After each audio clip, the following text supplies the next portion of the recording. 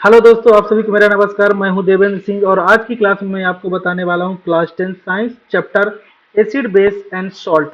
जी हां दोस्तों, इस टॉपिक्स में बहुत अच्छा इंटरेस्टिंग टॉपिक्स है। तो इस जो चैप्टर है इसको मैं 4 पार्ट में बनाने वाला हूं। तो first part, second part and third part and fourth part. First part, second part और थर्ड पार्ट में इसका डिस्क्रिप्शन रहेगा, यानी कि एक नोट्स के थ्रू मैं आपको समझाऊंगा। और पार्ट 4 जो है दोस्तों, थोड़ा सा वो स्पेशल है। स्पेशल इसलिए कि जो अब आप पार्ट 1, पार्ट 2, पार्ट 3 में पढ़ेंगे, वो एक्सरसाइज में जो आपसे एनसीईआरटी एक्सरसाइज में आंसर क्वेश्चन है उसको मैं बताने वाला हूँ। तो फर्स्ट पार्ट में मैं क्या बताने वाला हूँ, थोड़ा सा मैं आपको बता दूं कि जो एसिड बेस होता है उसका इंट्रोडक्शन बताने वाला हूँ। एसिड बेस क्या होते हैं, इनकी डिफिनेशन। उसके बाद इंडिकेटर्स क्या होते हैं, कौन कौन से इंडिकेटर होते हैं, कितने टाइप्स के इंडिकेटर होते हैं, किस इंडिकेटर से कैसे हमको एसिड और बेस को पता चल जाता है। ठीक है, फिर हम बताने वाले हैं एसिड की प्रॉपर्टी कैसे होती है, स्ट्रॉन्ग एसिड क्या होते हैं, वीक एसिड्स क्या होते हैं, केमिकल प्रॉपर्टीज क्या होती है, फिजिकल प्रॉपर्टीज क्या होती हैं। तो एक एक करके सब कुछ बताने वाला हूँ। पार्ट 2 में मैं बेस की प्रॉपर्टी बताऊंगा, physical and chemical, weak base क्या होते हैं, स्ट्रॉन्ग बेस क्या होते हैं, और सबसे बड़ी बात बताने वाला हूं मैं यहाँ पर, strength of acid and base solution क्या होता है, पीएच स्केल से हम कैसे मेजरमेंट करेंगे। देन थर्ड पार्ट में मैं बताने वाला हूं आपको सॉल्ट। इन सॉल्ट का कॉमन नेम क्या है, कमर्शियल नेम क्या है, केमिकल नेम क्या है, कैसे बनते हैं, इनकी प्रॉपर्टीज क्या है, यूजेस क्या है, एक एक करके दोस्तों सब कुछ बताने वाला हूं। ठीक है, और लास्ट में मैं आपको पार्ट 4 में आपका ये समझिए पूरा रिवीजन हो जाएगा, प्लस जो एनसीईआरटी के आंसर क्वेश्चन है उनका सोल्यूशन का एक्सप्लेनेशन करने वाला हूं। तो बिना समय गंवाए दोस्तों, चलिए इस चैप्टर को स्टार्ट करते हैं पार्ट 1 से। तो पार्ट 1 में आपको मैंने बताया था इस चैप्टर का इंट्रोडक्शन रहेगा। तो एक बात समझ लेते हैं यहाँ से। अब बढ़िया देखिए, पहली बार आप पढ़ रहे हैं तो बढ़िया आराम से इसको पढ़िएगा और बिल्कुल घबराने की, नोट करने की जरूरत नहीं है, बिल्कुल समझिए। इसके बाद डिस्क्रिप्शन में मैंने पीडीएफ हैंड रिटन नोट्स जिससे पढ़ा रहा हूं, इसी का नोट्स आपको मिल जाएगा। ठीक है, चलिए एसिड बेस एंड सॉल्ट क्या होता है। तो on the basic of their chemical property, chemical property के अकॉर्डिंग अगर हम देखते हैं तो all compounds can be classified into 3 group. अगर केमिकल प्रॉपर्टी के अकॉर्डिंग आप देखते हो तो जितने भी कंपाउंड्स होते हैं वो 3 टाइप्स के होते हैं, या तो वो सॉल्ट होंगे, या बेस होंगे, या एसिड होंगे। एसिड, सॉल्ट, बेस 3 टाइप्स के होते हैं। ठीक है, या तो वो क्या होंगे, वो एसिड्स होंगे, या बेसिस होंगे, या सॉल्ट्स होंगे। ठीक है, अब हमको कैसे पता चलेगी कि ये एसिड है या बेस है, सबसे बड़ी बात ये होती है। तो बिल्कुल घबराने की बात नहीं, मैं बताने वाला हूं कि हमको कैसे पता चलेगा कि ये एसिड होता है कि बेस होता है। तो इसके लिए चाहिए हमको इंडिकेटर। तो indicator for testing acid and base, कैसे टेस्ट करेंगे, तो एन इंडिकेटर एक तरह का एक डाई होता है। इंडिकेटर एक तरह का डाई होता है that change colour when put is put in into an acid and base. अगर हम, एक डाई होता है जिसको हम पुट करते हैं, उस पर डालते हैं, तो वो हमारा कलर चेंज कर देता है, जिसके थ्रू हम पता चल जाता है हमको कि ये एसिड है या बेस है। ठीक है, 3 most common indicator for test for acid and base. पहला है लिटमस पेपर। जी हाँ दोस्तों, litmus paper. Litmus paper 2 types का होता है, एक ब्लू लिटमस पेपर होता है, एक रेड लिटमस पेपर होता है, जो कि आपके लैब वगैरह में अवेलेबल होते हैं। जो एसिड होता है वो ब्लू लिटमस पेपर को रेड में कन्वर्ट कर देता है, और जो बेस होता है या एल्काली, वो रेड लिटमस पेपर को ब्लू में कर देता है। दोस्तों यहाँ पे बहुत कंफ्यूजन होता है, तो बिल्कुल कंफ्यूज नहीं होना है। जो एसिड होगा आपका, वो ब्लू को किस में कन्वर्ट करेगा, रेड में करेगा। और जस्ट अपोजिट बेस होता है। बेस होगा जो आपका, यहाँ पे बता दे रहा हूं, बेस जो होगा आपका, बेस वो क्या करेगा, रेड को ब्लू में कन्वर्ट कर देगा। किस में कन्वर्ट कर देगा, ब्लू में कन्वर्ट कर देगा। और ये एक तरह का यूनिवर्सल इंडिकेटर होता है जो आसानी से लैब में आपके मिल जाता है। Litmus is the naturally indicator, इसको क्या बोलते हैं, नेचुरली इंडिकेटर बोलते हैं। But methyl, orange and phenolphthalein are synthetic indicator.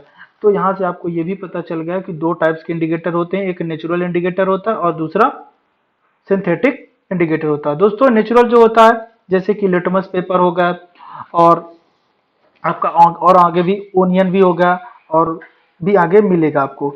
और जो मैन मेड होता है, जो मैन मेड होता है उसको सिंथेटिक बोलते हैं। तो मेथाइल ऑरेंज क्या होता है, कि बिल्कुल ध्यान से देखना, neutral colour of methyl is orange. Methyl orange in indicator give red colour in acid solution. मतलब कि मिथाइल ऑरेंज क्या देता है, रेड कलर देता है एसिड सॉल्यूशन में, और बेसिक सॉल्यूशन में येलो कलर देता है। ठीक है, कौन सा कलर देता है, बेसिक सॉल्यूशन अगर होता है, मतलब बेसिक सॉल्यूशन अगर अगर उसमें डालते हो तो येलो कलर का हो जाता है, और एसिड डालते हो आप तो रेड कलर का हो जाता है। ठीक है दोस्तों, फिनोप्थिलीन क्या होता है, फिनोप्थिलीन भी एक न्यूट्रल कलर होता है, कलरलेस होता है। अगर आप एसिड डालते हो तो कोई कलर चेंज नहीं होता, लेकिन जब बेस डाल देते हो तो उसका कलर चेंज हो जाता है, किस कलर का, पिंक कलर का। ठीक है, तो ये तो हो गए आपके एसिड बेस इंडिकेटर। इसके बाद भी और भी इंडिकेटर होते हैं, जैसे कि ये जो लिटमस पेपर होता है नेचुरल इंडिकेटर्स होता है। ये कैसे बनता है, पर्पल कलर का डाई होता है जो लाइचेन से बनाया जाता है। ठीक है, तो यहाँ पे ये थैलाफाइटा नाम के ये क्लास से बिलोंग करता है, डिवीजन से। Turmeric is also natural indicator होता है। टर्मरिक का नाम सुना होगा, हल्दी, ये भी एक नेचुरल इंडिकेटर होता है। टर्मरिक हल्दी contain in the yellow die होता है, लेकिन अगर ये टर्न रेड हो जाता है बेसिक सोल्यूशन में, कैसा हो जाता है, अगर आप बेसिक सोल्यूशन इसमें डाल देते हो तो ये रेड कलर का हो जाता है। दूसरा भी एक आपका जो नेचुरली होता है, रेड कैबेज, नाम सुना होगा आपने। रेड कैबेज को एक नेचुरल इंडिकेटर होता है। It is the red colour, the red cabbage extracted remain the red acidic solution but turn green in the adding in the basic solution. देखो, अगर हम एसिड डालते हैं तो अगर रेड कैबेज है, रेड कलर होता है तो रेड ही रहेगा, कोई कलर चेंजेस नहीं होता, लेकिन बेस डालने पर वो ग्रीन कलर का हो जाता है। कौन से कलर का हो जाता है, ग्रीन कलर का हो जाता है। ओके, फिर एक और होता है आपका ओल्फैक्टरी इंडिकेटर। ओल्फैक्टरी इंडिकेटर वो होते हैं जो कि स्मेल से पता चलता है, स्मेल उनकी चेंज हो जाती है, उनको क्या बोलते हैं, ओल्फैक्टरी इंडिकेटर। ओनियन, ओनियन की जो स्मेल होती है, अगर हम एसिड डालते हैं तो क्या होगा, बेस डालेंगे तो क्या होगा, तो थोड़ा सा समझते हैं। अगर देखो, ये smell when in the basic solution in the like sodium hydroxide solution added to cloth strip treated with the onion, then onion smell can not be detect. अगर मान लीजिए ओनियन जो हमारा होता है, ओनियन का पेस्ट बनाने और एक क्लॉथ में उसके लिक्विड को डाल लेते हैं तो ओनियन जैसी स्मेल आती है, लेकिन अगर उसमें बेस मिला दिया जाए तो ओनियन की स्मेल गायब हो जाएगी, मतलब ओनियन की स्मेल आएगी नहीं। तो बेस मिलाने पर ओनियन का जो स्मेल थी वो गायब हो जाती है, लेकिन एसिड मिलाने पर गायब नहीं होती है। ठीक है, फिर वेनिला है, वेनिला भी इसी तरह होता है कि अगर उसको बेस मिलाते हैं तो उसकी स्मेल को डिटेक्ट करना पॉसिबल नहीं होता, लेकिन एसिड मिलाने पर उसको कर सकते हैं। ठीक है, तो ये भी एसिड बेस को टेस्ट करने में यूज कर सकते हैं आप। चलिए आगे क्या होता है, एसिड। दोस्तों बहुत इंपॉर्टेंट चीज होता है, एसिड कितने टाइप्स के होते हैं, कैसे होते हैं, इन सारी बातों को समझेंगे। तो अभी तक दोस्तों आपको ये समझ में आ गया होगा कि एसिड क्या होते हैं, उनको एसिड बेस को हम कैसे टेस्ट करेंगे। और वीडियो पसंद आ रहा है तो आगे भी आपको पसंद आएगा, और पसंद का मतलब ये है कि आपको समझ में आना चाहिए। देखिए, जब छोटी छोटी बातें आप कंसेप्ट को सीखोगे ना तो थोड़ा टाइम लगेगा, आराम से इसको एक बार सीखिए और उसके बाद आप खुद अच्छे इसके एक्सपर्ट हो जाओगे। ठीक है, नोट करने की जरूरत नहीं, केवल आपको समझने की जरूरत है, क्योंकि नोट्स तो आपको मिल जाएंगे। ओके दोस्तों, चलिए, तो वीडियो के लास्ट तक जरूर बने रहिएगा, तभी आपको सब कुछ समझ में आने आएगा। तो एसिड की क्या कैटेगरी होती है, कैसे कैरेक्टरिस्टिक्स उसकी होती है, तो acid are those chemical substance which have in the sour test, वो खट्टा होता है। Acid change the colour of blue litmus to red. अब दोस्त सोच रहे हो कि सर एसिड तो खाने से टेस्ट करेंगे तो कहीं जीभ न जल जाए। अरे जैसे नॉर्मल एसिड, जो एसिड भी टाइप्स होते हैं, एक वीक एसिड होता है, एक स्ट्रॉन्ग एसिड होता है। तो जो आपके ऑर्गेनिक एसिड होते हैं वो मोस्टली क्या होते हैं, वीक एसिड होते हैं। जो मिनरल एसिड होते हैं वो मोस्टली स्ट्रॉन्ग एसिड होते हैं। तो मिनरल एसिड क्या होते हैं और ऑर्गेनिक एसिड क्या होते हैं, बिल्कुल आप सोच रहे होंगे क्या होते हैं, बस वेट कीजिए, बस वही बताने वाला हूं मैं। The acid present in plant material animals is called the mineral acid. जो प्लांट और मटेरियल में पाए जाते हैं एसिड प्रेजेंट होते हैं उनको ऑर्गेनिक एसिड कहते हैं। और these acid prepared from in the mineral the earth is called the mineral acid। these acid prepared from the minerals of the earth, जो अर्थ में मिनरल पाए जाते हैं उनके थ्रू बनता है, उसको बोलते हैं mineral acid. Organic acid are naturally occurring in the acid, मतलब कि जो ऑर्गेनिक एसिड होता है वो नेचुरली होता है। Mineral acid are man made acid, इनको क्या कहा गया है, मैन मेड एसिड कहा गया है। जैसे कि नेचुरल एसिड को देखोगे तो एसिटिक एसिड कहाँ पाया जाता है, विनेगर में।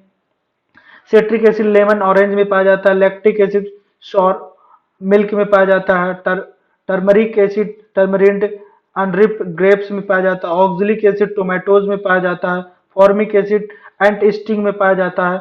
इसी तरह आप देखेंगे इसको three most common mineral acid है। हाइड्रोक्लोरिक एसिड का फॉर्मूला HCl होता है, सल्फ्यूरिक एसिड होगा H2SO4 और नाइट्रिक एसिड होगा HNO3। दोस्तों ये सबसे इंपॉर्टेंट है, इन्हीं तीनों को आपको अच्छे से पढ़ना है। Organic acid is naturally occurring in the acid, the beak acid होता है। कैसा होता है? बीक एसिड होता है। It is not harmful, eat and drink substance containing the naturally occurring acid in them. जिसमें नेचुरली एसिड होता है वो इतना ज्यादा हार्मफुल नहीं होता। हाँ, लेकिन दोस्तों जो कॉन्सेंट्रेटेड मिनरल एसिड होते हैं वेरी डेंजरस होते हैं, they can burn our hand and cloth. The acid are generally mixed with water to dilute with. Such acid are called in the dilute acid. It is the less harmful to us. Organic acid are weak acid or all mineral acid are strong acid. Only one mineral acid is carbonic acid is a weak acid. सभी जितने भी mineral acid होते हैं वो strong acid होते हैं, उसमें एक एक्सेप्शन है जिसका नाम है कार्बोनिक एसिड। दोस्तों आप सोच रहे हो कि सर इसका फॉर्मूला क्या होता होगा, तो कार्बोनिक एसिड का फॉर्मूला होता है दोस्तों H2CO3। तो ये क्या होता है? वीक एसिड होता है। ठीक है दोस्तों, कभी कभी ये डिफरेंट भी पूछ लेता है कि मिनरल एसिड और ऑर्गेनिक एसिड में क्या डिफरेंस होता है, उसके कुछ एग्जांपल्स बताइए, तो आप इसको अच्छे से बता सकते हैं। ठीक है। कॉन्सेंट्रेशन एंड डाइल्यूट क्या होता है दोस्तों? तो concentration acid is the one of which contain in the minimum possible amount of water, जिसमें बहुत कम पॉसिबल होता है वाटर अमाउंट का, वो होता है कॉन्सेंट्रेशन एसिड। डाइल्यूट क्या होता है? जब उसमें हम क्या करते हैं, much more water in it, जब उसमें वाटर की क्वांटिटी ज्यादा होती है तो डाइल्यूट हो जाता है। अभी देखो वाटर की क्वांटिटी मान लो इतनी है तो ये कॉन्सेंट्रेशन है। अब यहाँ पे वाटर की क्वांटिटी इतनी हो गई है तो ये हो गया डाइल्यूट, ये क्या हो गया आपका डाइल्यूट, और ये हो गया कॉन्सेंट्रेशन। डाइल्यूटिंग, हाँ दोस्तों एक चीज और इसमें बहुत अच्छी बात है कि जब आप डाइल्यूटिंग एसिड का करते हैं तो किस तरह करते हैं। ठीक है, इसमें जो पूरा लिखा हुआ है मैं समझाता हूं आपको कि अगर आप कॉन्सेंट्रेशन यहाँ पे एसिड है, ठीक है, और इसमें आप क्या कर रहे हो, वाटर डाल रहे हो। क्या डाल रहे हो? वाटर डाल रहे हो। ये बिल्कुल गलत है। कभी भी कॉन्सेंट्रेशन एसिड में वाटर को नहीं डालना चाहिए। किसमें डालना चाहिए? एसिड में वाटर डालना चाहिए। किसमें? एसिड में वाटर डालना चाहिए, वाटर में एसिड नहीं डालना चाहिए। ठीक, अब देखो समझो। The dilution of acid obtained by the mixing of concentration acid with water in the process mixing in the concentration acid with water is highly exothermic and heat producing। जब हम इसको मिलाते हैं तो इसमें हीट प्रोड्यूस होती है। The dilution of concentration acid should be always done by the adding of concentration acid water gradually with the stirring and not by the added water to concentration acid। Water को concentration acid में add नहीं करना चाहिए। किसको करना चाहिए? Acid को water में करना चाहिए। Adding water to concentration acid, अगर वाटर में आप कॉन्सेंट्रेशन एसिड डालोगे तो गलत होगा, एसिड को वाटर में डालना है। ठीक है, this is because when the concentration acid added to water the preparing in the dilute acid then heat is the evolve gradually and the easily absorbed by the large amount of water to which acid to being added. If in the however water is added concentration acid dilute it, then the large amount of heat evolve at once, एक ही बार में वो heat evolve करेगा। This is heat change some of the water to steam explosively which can flash, मतलब ऊपर की तरफ वो flash कर देगा acid our face and cloth in case acid burn even the glass container may be break, जिससे कि glass container भी ब्रेक हो सकता है ड्यू टू एक्सप्लोसिव हीटिंग, जिसके कारण ज्यादा हीट होने के कारण वो ग्लास को भी ब्रेक कर सकती है। तो दोस्तों आपको समझ में आ गया कि हमको एसिड में मिलाना है वाटर की, वाटर में एसिड मिलाना है। ठीक है, समझ में आ गया? नहीं आया तो एक बार और मैं इसको रिवाइज कर दे रहा हूं कि dilution of concentration acid should be always done by the adding of concentration to water gradually with stirring and not by adding water to concentration acid। Water को concentration acid में ऐड नहीं करना है, acid में water को add करना है। बिल्कुल समझ पा रहे हो, एसिड को वाटर में ऐड करना है। ठीक है। प्रॉपर्टी ऑफ एसिड, एसिड की क्या प्रॉपर्टी होती है, क्या खास बात होती है दोस्तों, तो थोड़ा समझना है आप। कि acid have in the short test होते हैं। एसिड ब्लू लिटमस पेपर को रेड में कन्वर्ट कर देते हैं। मैंने पहले ही बता दिया ब्लू लिटमस पेपर को किस में कन्वर्ट कर देते हैं, रेड लिटमस पेपर में। Acid solution conduct electricity, they are electrolytes होते हैं। Acid react with metal to form hydrogen gas, when in the acid react with metal then the salt and hydrogen gas are formed।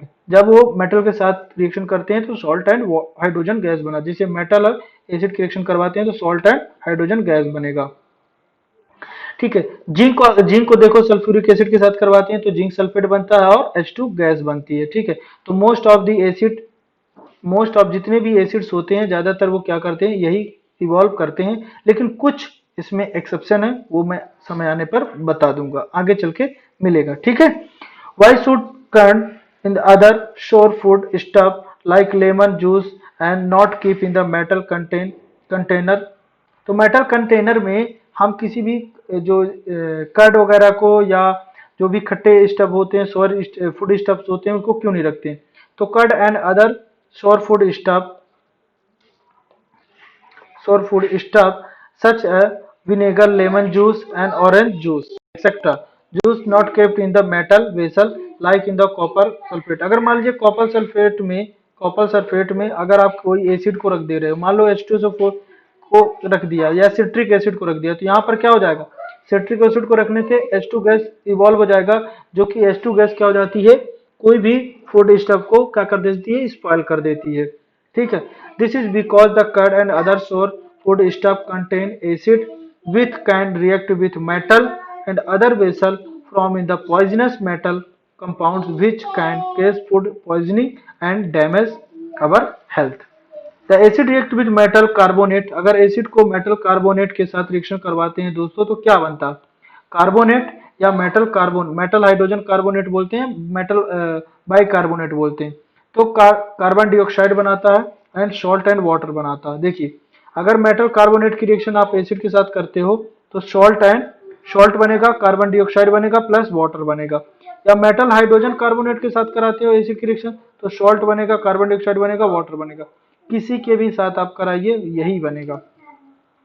जैसे कि sodium carbonate को अगर hydrochloric acid के साथ reaction करवाते हैं तो सोडियम क्लोराइड बनता है, H2 गैस और प्लस वाटर बनता है। ठीक है, इसी तरह अगर वेन डाइल्यूट एसिड को आप रिएक्ट करवाते हो सोडियम बाइकार्बोनेट के साथ तो सेम बनेगा, सोडियम बाइकार्बोनेट HCl तो NaCl बन जाएगा, H2 गैस बन जाएगा और H2O बन जाएगा। ठीक है, नेक्स्ट इसी तरह आप और भी रिएक्शन करवा सकते हैं, जैसे कैल्शियम हाइड्रोक्साइड की रिएक्शन अगर कार्बन इसके साथ करवाते हैं तो यहाँ पर देखो कैसे पता चले कि कार्बन डाइऑक्साइड बना है, तो कार्बन डाइऑक्साइड को अगर हम पास करा दे लाइम वाटर से तो वो क्या हो जाता है, lime water milky due to the formation of white PPT calcium carbonate बन जाता है। ठीक है, तो एक्सेस आप अगर इसको मिला देते हो तो ये बच जाता है। इस तरह से प्रैक्टिकल आप देख सकते हो कि अगर यहाँ पे CO2 गैस निकलती है और यहाँ पे लाइम वाटर है तो ये कैसा हो जाता है, मिल्की वे हो जाता है। ठीक है, और व्हाइट कलर का PPT देता है, किसके कारण, क्योंकि यहाँ पे कैल्शियम कार्बोनेट बन जाता है। क्या बन जाता है, कैल्शियम कार्बोनेट बन जाता है। ओके दोस्तों, चलिए आगे देखते हैं। एक क्वेश्चन और है कि अगर हम बहुत ज्यादा कभी कुछ खा लेते हैं तो हमको पेन होने लगता है, तो ऐसा क्यों होता है? तो देखो, ओवर ईटिंग के कारण क्या होने लगता है, एसिडिटी होने लगती है। विच ऑफ दी फॉलोइंग देते हैं, तो lemon juice, vinegar, baking soda solution, give reason for in the your choice. अगर हमको कभी ज्यादा फूड खा लेते हैं, एसिडिटी होने लगती है, तो हम इन तीनों में किसको चूज करेंगे? ठीक है, if someone suffering from in the problem acidity after over eating we can suggested taking baking soda. अब बेकिंग सोडा को क्यों बोलेंगे, इसके पीछे रीजन देखिए। ठीक है, तो solution as remedies, that is because baking soda is sodium hydrogen carbonate होता है। ठीक है, which react with excess of hydrochloric acid and it stomach and neutralize its, और उसमें जो एसिड स्टोमक में ज्यादा हो जाता है उसको क्या कर देगी, neutralise. This give relief to the person suffering from acidity से जो सफरिंग कर रहा था पर्सन उसको कम हो जाएगा।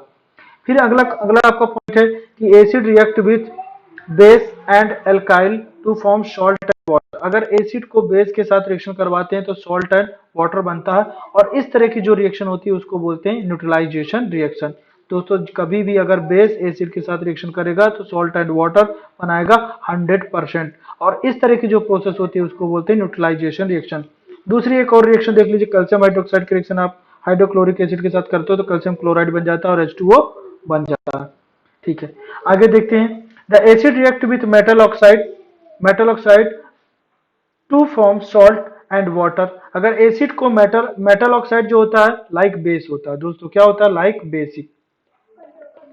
जितने भी दुनिया में मेटल ऑक्साइड होते हैं सभी बेसिक होते हैं। मैं इसको अच्छे से बता चुका हूं मेटल और नॉन मेटल चैप्टर में। अगर आपने देखा नहीं है तो डिस्क्रिप्शन में प्लेलिस्ट दिया गया है और आप जाके उसको देख सकते हो।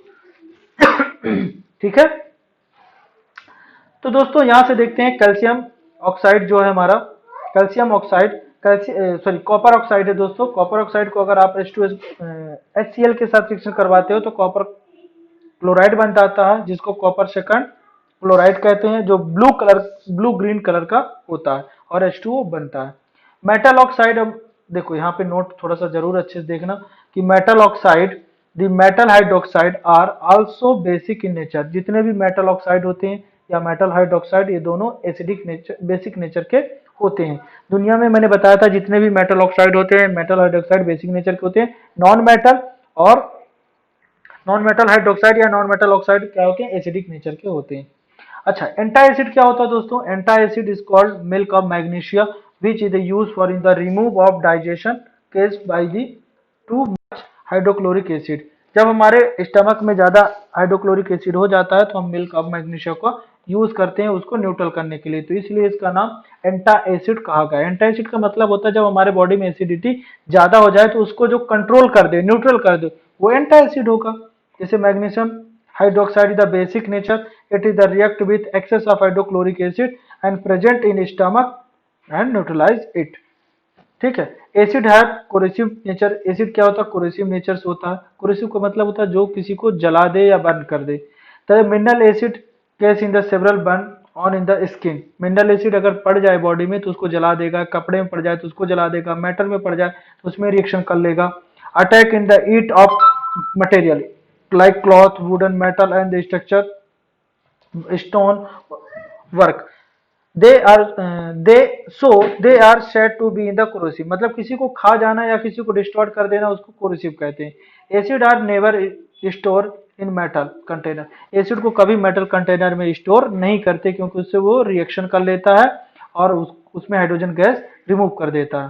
ठीक है, तो metal container acid are store container made up in the glass, इसलिए उसको ग्लास या सेरेमिक के बर्तन में उसमें बेसल्स में रखा जाता है। They are not attack by the acid. ठीक है, प्रॉब्लम क्वेश्चन है कि ए यहाँ पे मेटल कंपाउंड ए है, react with dilute HCl produce the effervescence, the gas evolve exiting extinguisher मतलब जो होता है, एक्सटिंग्विश मतलब जो आग बुझाने वाला होता है। The burning candle and write the balanced chemical equation for in the reaction if one of compound form in the calcium chloride। तो देखो इसमें जो बता रहा है ये क्या कह रहा है कि ऐसा कौन सा सब्सटेंस है जो कि उसमें यूज करते हैं, किसमें, फायर एक्सटिंग्विशर में। तो the gas that fire extinguish the burning of candle, fire नहीं लिखा लेकिन फायर एक्सटिंग करती मतलब आग बर्निंग कैंडल को कम कर देती है। तो वो कौन सी गैस है? कार्बन डाइऑक्साइड गैस है। is formed by the action of dilute hydrochloric acid on the metal carbonate। Metal carbonate में जब हाइड्रोक्लोरिक एसिड के रिएक्शन करवाते हैं तब ये गैस बनती है। तो देखो यहाँ पे कैल्शियम कार्बोनेट है और कैल्शियम कार्बोनेट को अगर आप HCl के साथ रिएक्शन करवाते हो तो कैल्शियम क्लोराइड प्लस CO2 बनता है और H2O बनता है। तो इस गैस का यूज हम करते हैं एक्सटिंग्विशर में। किस में यूज करते हैं? एक्सटिंग्विशर में यूज करते हैं। ओके, तो यहाँ से आपको ये सारी बातें समझ में आ गया होगा। तो यहाँ पे 10 तो metal compound A the calcium carbonate है and calcium carbonate react with dilute hydrochloric acid to form calcium chloride, carbon dioxide and water करता है और ये बैलेंस भी है। ओके, तो दोस्तों यहाँ तक मैंने बताया, आपको कैसा समझ में आ रहा है? अगर आपको अच्छा लग रहा तो एक लाइक तो जरूर बनता दोस्तों दीजिए। What do all acid have in common? क्या सभी एसिड कुछ कॉमन होते हैं? हाँ दोस्तों देखो, ऑल एसिड कंटेन हाइड्रोजन, जितने भी एसिड होते हैं सभी में हाइड्रोजन कंटेन होता है। क्या कंटेन होता है दोस्तों? हाइड्रोजन कंटेन होता है। ठीक है, तो in an acid is substance which dissociated and ionise on the dissolving on water to produce the hydrogen ion. अगर एस एसिड को डाइल्यूट किया जाए या आयनाइज किया जाए तो वो H प्लस आयन प्रोड्यूस करता है। अगर H प्लस आयन प्रोड्यूस कर रहा है तो वो एसिड होता है। ये सब एसिड में कॉमन होता है। It is present in the hydrogen ion या hydrochloric acid solution which makes it behave like acid. The hydrogen ion do not exit H plus ion in solution. They attack themselves to the polar water molecules to form hydrogenium ion. जैसे मान लीजिए H को अगर आप water के साथ करते हो तो इसके पास लोन पेयर होता है और ये लोन पेयर में अटैच होकर H3O प्लस बन जाता है जिसको हाइड्रोजनियम आयन कहते हैं। The common thing is all acid is that the produce in the hydrogen ion. जितने भी एसिड्स होते हैं वो सभी हाइड्रोजन आयन को प्रोड्यूस करते हैं when dissolve with water. For example अगर इसको हम डिसॉल्व करते हैं तो ये दोनों ऐसे इस तरह से प्रोड्यूस होते हैं। सिमिलर इनको भी करो तो सब में देखो कॉमन चीज आपको मिलेगी कि H प्लस रिमूव करेगा। सब एक एक करके यहाँ पे बताया गया। नोट, आपको एक चीज जरूर नोट करना है ये बात को, क्या है कि all acid contain hydrogen but all hydrogen containing compound are not acid. इसमें हाइड्रोजन कंटेन होता है वो एसिड नहीं होता, लेकिन सभी एसिड में हाइड्रोजन कंटेन होता है। Alcohol and glucose do not conduct electricity because they do not dissociate with water to produce hydrogen ion। देखो एल्कोहल जो होता है वो हाइड्रोजन आयन को प्रोड्यूस नहीं कर पाता और ग्लूकोज भी नहीं कर पाता, इसीलिए इसमें इलेक्ट्रिसिटी कंडक्ट नहीं हो पाती। और इलेक्ट्रिसिटी तो तब तक कंडक्ट नहीं हो पाती जब तक इलेक्ट्रॉन का मोमेंट नहीं होता। Aqueous solution of acid conduct electricity due to in the presence of charge particle is called ions. इसलिए उसमें क्या क्यों चार्ज कंडक्ट होता है? क्योंकि उसमें चार्ज पार्टिकल प्रेजेंट होते हैं। तो dilution of water does not conduct electricity but rain water conduct electricity. Why? तो देखो जो डाइल्यूट नहीं था बच्चों, distilled water do not conduct electricity because it does not contain any ionic compound. देखो जो डिस्टिल वाटर होता है उसमें मिनरल्स और आयंस नहीं होते, इसलिए वो इलेक्ट्रिसिटी का कंडक्ट नहीं होता। लेकिन जो रेन वाटर होता है उसमें मिनरल्स होते हैं, इसलिए उसमें इलेक्ट्रिसिटी कंडक्ट हो जाती है। Like acid base and salt dissolve in it. The rain water while falling to the earth through the atmospheric dissolve on in the acidic gas CO2 form in the air में रहती from carbonic acid बन जाता है। Carbonic acid में provide क्या कर देता है? हाइड्रोजन आयन और कार्बोनेट आयन कर देता है। और जब आयंस प्रोवाइड हो जाते हैं, आयंस प्रोड्यूस हो जाते हैं तो वो क्या हो जाता है? रेन वाटर में रहता है और rain water is conduct electricity कर देता है। Acid do not show acidic behaviour in the absence of water. अगर एसिड में मॉइस्चर नहीं है, वाटर नहीं है, तो वो एसिडिक नेचर शो नहीं करता। ठीक है, अगर आप मान लीजिए suppose that acid behaviour the acid due to in the presence of hydrogen ion. और हाइड्रोजन आयन तभी प्रोड्यूस होता है जब उसको वाटर मॉलिक्यूल्स मिलते हैं। जैसे कि यहाँ पे HCl है, ये डिसॉल्व हो रहा है वाटर में और हाइड्रोजन आयन प्रोड्यूस कर रहा है। जब तक हाइड्रोजन आयन प्रोड्यूस नहीं होता तो वो एसिड की तरह बिहेव नहीं करता। ओके दोस्तों, तो यहाँ से वही चीज लिखा जो मैंने अभी आपको बताया। ठीक है, अब मैंने आपको बताया कि कुछ स्ट्रॉन्ग एसिड होते हैं, कुछ वीक एसिड होते हैं। तो स्ट्रॉन्ग एसिड वो होते हैं जो पूरी तरह से आयनाइज हो जाते हैं। जो कंप्लीटली आयनाइज हो जाते हैं उनको स्ट्रॉन्ग एसिड होते हैं। जो पूरी तरह से पार्शियली आयनाइज होते हैं उनको क्या बोलते हैं? वीक एसिड बोलते हैं। An acid which in the partially ionise in water thus produce in the small amount of hydrogen ion is called in the weak acid। इसलिए मैं थोड़ा सा इसको जल्दी बता रहा हूँ क्योंकि इसके एग्जांपल में पहले बता चुका हूँ। Strong acid are react in the very rapidly with in the other substance such as metal and carbonate and metal hydrogen carbonate के साथ हाईली रिएक्टिव होता है। जैसे यहाँ पर अगर आप देखोगे एसिडिक एसिड को तो ये पूरी तरह से आयनाइज नहीं हो पाता, इसलिए ये वीक एसिड होता है। कार्बोनिक एसिड एक मिनरल एसिड होता है, मिनरल एसिड होने के कारण ये वीक एसिड होता है। ये एक्सेप्शन है। ठीक है, weak acid react with quite slowly with in the other substance. जो आपका वीक एसिड होता है बहुत स्लो रिएक्शन करता है। Weak acid having the low electrical conductivity होती है because low concentration of hydrogen ion, उसमें हाइड्रोजन आयन की कंसंट्रेशन बहुत कम होते हैं। यूज ऑफ मिनरल एसिड का कहाँ कहाँ पे यूज होता है? सल्फ्यूरिक एसिड का यूज होता है मैन्युफैक्चरिंग ऑफ फर्टिलाइजर बनाने में, पेंट बनाने में, डाई बनाने में, केमिकल प्लास्टिक बनाने में यूज होता है। नाइट्रिक एसिड का मेकिंग फर्टिलाइजर और अमोनियम नाइट्रेट बनाने के एक्सप्लोसिव एंड टीएनटी। टीएनटी का फुल फॉर्म दोस्तों होता है ट्राई नाइट्रोटोलुएन। मैं यहाँ पे लिख दे रहा हूँ ट्राई नाइट्रोटोलुएन, टोलुएन, ठीक है, ये एक्सप्लोसिव है।